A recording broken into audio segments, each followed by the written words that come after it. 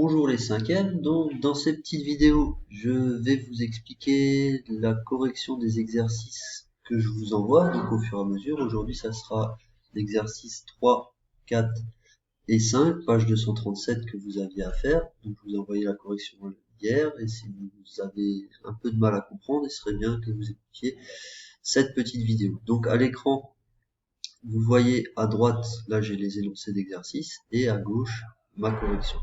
Donc je vais vous expliquer ça point par point en suivant les étapes que moi je vous ai données dans la correction, afin que vous puissiez comprendre comment je fonctionne, la méthode que j'utilise. Donc on va commencer avec l'exercice 3, page 237. Donc ZEST est un parallélogramme de centre O, tel que ZE égale 9 cm, OE 5 cm et ES 6 cm. On vous demande de faire une figure à main levée. Donc moi ce que je fais tout de suite, c'est que je remets les informations que j'ai là dans l'énoncé, je les remets ici juste à gauche pour m'aider.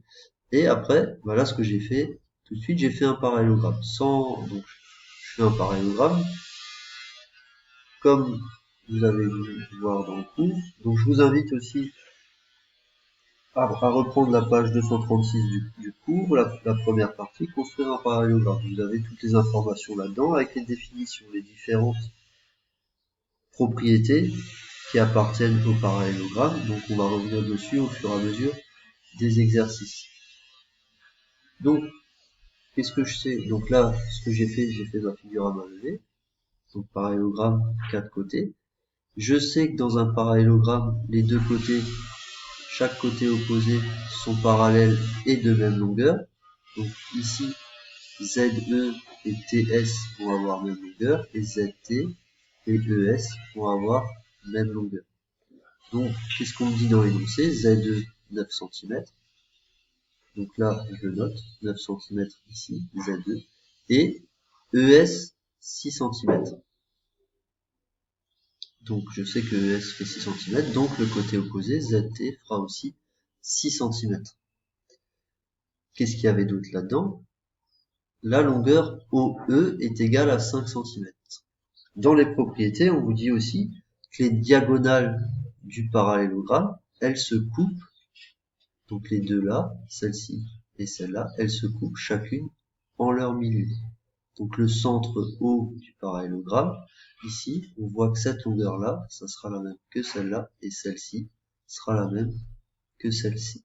Donc je sais que ma longueur OE là, qui fait 5 cm, elle va être égale à la longueur OT. Donc là, je vous ai mis figure à main levée du parallélogramme ZEST. En premier, là, je vous ai mis un petit rappel. Dans un parallélogramme, les côtés opposés ont même longueur et sont parallèles. C'est ce que je viens d'expliquer. Donc là, j'ai fait ma figure à main levée. Ensuite, on nous demande de déterminer les longueurs ZT, TS et TE. Donc ça, c'est ce que je viens. Donc, par rapport au rappel là que je viens de faire ici, ZT a la même longueur que ES. Voilà, ce sont des côtés opposés. Ils ont même longueur parce qu'on est dans un parallélogramme. Donc, je sais que ZT est égal à ES est égal à 6 cm. TS a la même longueur que ZE. Cette longueur-là est la même que celle-ci, parce que on est dans un parallélogramme, les côtés opposés ont même longueur, donc TS est égal à ZE, qui est égal à 9 cm. Et ensuite, à la fin, on nous demande la longueur TE. Donc, rappel 2, dans un parallélogramme, les diagonales se coupent en leur milieu. Ce que j'ai fait ensuite, je rajoute les signes sur ma figure, donc les signes égaux qui veulent dire que cette longueur-là est la même que celle-ci et que celle-ci est la même que celle-là. Donc, on me demande la longueur TE. Donc, je sais que cette longueur OE qu'on me donne dans l'énoncé est la même que OT. Donc, OT va faire 5 cm, ce que j'ai écrit ici. Donc, je vous ai mis TE, c'est égal, donc on voit cette longueur-là, TE, c'est égal à TO plus OE. Or, je vous ai mis en dessous, TO est égal à OE est égal à 5 cm. Donc j'ai TE qui est égal à 5 plus 5 est égal à 10 cm. Donc, je passe maintenant à l'exercice 4, placer 3 points A, B et O non alignés. Donc, ce que j'ai fait ici, A, B et le point O, on voit qu'ils ne sont pas alignés, donc j'ai juste placé 3 points. Ensuite, on me demande de construire le parallélogramme ABCD de centre O. Donc, ça c'est ma figure qui est terminée, mais je sais que je vais avoir une figure qui va ressembler à un parallélogramme ABCD, et le centre sera O. Donc, ce que je vous ai mis en dessous, explication, c'est les étapes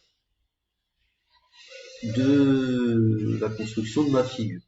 Donc, je vous ai mis, je place 3 points A, B et O. Donc, c'est pas forcément pareil si vous avez fait l'exercice que ce que vous avez trouvé, mais il s'agit simplement de procéder de la même manière que la méthode que moi j'utilise.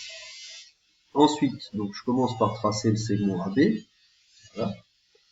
Je trace la demi-droite AO. Donc, une demi-droite qui part de A, qui passe par O et que je prolonge ici. Je place ensuite mon compas sur O, je l'ouvre jusqu'à A, et je fais une trace sur la demi-droite AO. Donc là, vous voyez que j'ai fait une autre trace. Et du coup, cette trace avec l'intersection, l'intersection ici de cette trace et de ma demi-droite AO, ça me donnera forcément mon point C. Pourquoi?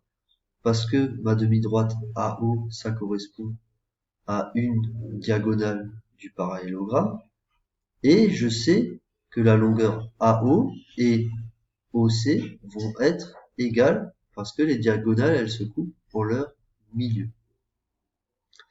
Donc là, je vous ai mis, j'obtiens donc le point C du parallélogramme ABCD.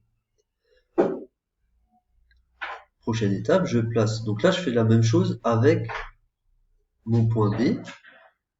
Je place mon compas sur O, je l'ouvre jusqu'à B, et je fais une trace sur la demi-droite BO. Donc en face, ici, je fais une trace, et avec l'intersection,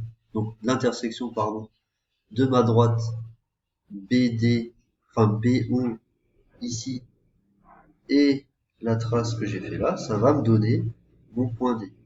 Je le sais parce que cette longueur-là est égale à celle-là. Ce que j'ai plus qu'à faire à la fin, ben voilà, j'ai trouvé tous mes points, je relie les points A, B, C et D dans cet ordre et j'obtiens le parallélogramme ABCD. Donc en gros, ces exercices-là, ils sont pas mal parce que vous avez des consignes et à partir de ces consignes, il faut que vous, avec ce que vous avez comme outil et ce que vous savez comme définition ou propriété d'un parallélogramme, il faut que vous sachiez les refaire et construire le parallélogramme qu'on vous demande de faire simplement avec les propriétés d'un parallélogramme. Donc il n'y en a pas beaucoup, hein, et on sait que les côtés opposés, ils ont même longueur et ils sont parallèles. Là sur ma figure, ça se voit bien, on voit que les côtés opposés, ben, ils vont jamais se toucher. Ici AD et BC, on voit bien qu'ils sont parallèles et qu'ils ont même longueur, et AB et DC, ils ont aussi même longueur et sont parallèles. Donc il y a ça comme propriété. L'autre propriété importante, c'est que les deux diagonales d'un parallélogramme, elles vont se couper chacune en leur milieu.